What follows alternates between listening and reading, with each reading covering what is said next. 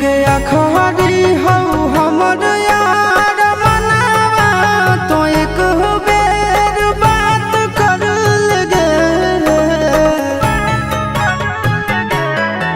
हगे अखबारी हो हमर यार मनावा तो एक बेर बात कर लगे। हगे सुना यारवा हो भरती पटनवा में आके मुलाकात कर लेगे। आगे सुना यारवा हो भरती पटनवा में आके मुलाकात कर लेगे।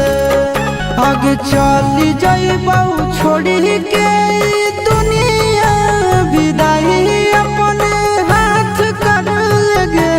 आगे सुना यारवा हो भरती पटनवा में आके मुलाकात कर लेगे। आगे सुना यारवा हो भरती पटनवा में आके मुलाकात कर लेगे।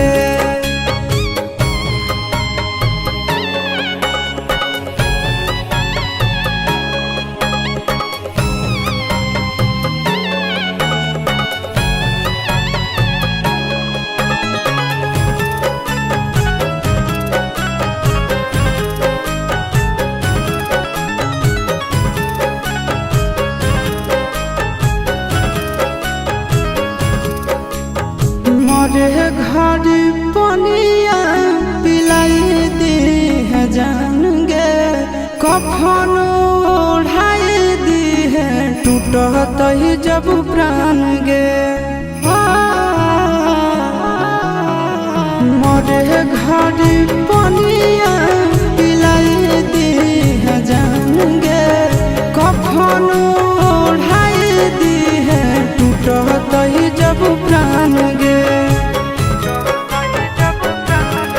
हगे हमारा से तोरा जाती प्यार होता भेंट सब छात कर लगे।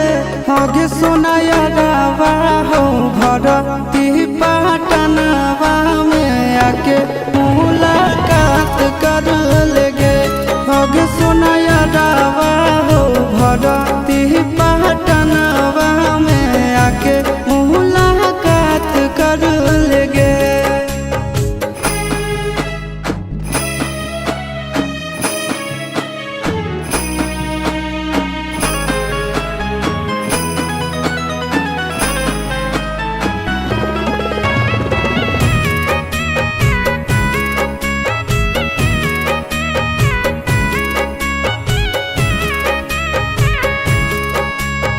डॉक्टर जवाब दिल के बुलावा मौत के। देखी के चेहरा जानू चल जाई है लौट के।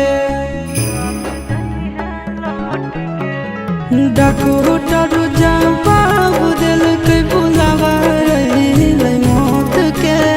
देखी के चेहरा जानू चल जाई है लौट के। आगे अमन आलम दिला आशीष नंदन से औरी बिसवा घात कर लगे। आगे सोना यारवा हो भरती पटनवा में आके मुलाकात कर लेगे। आगे सोना यारवा हो भरती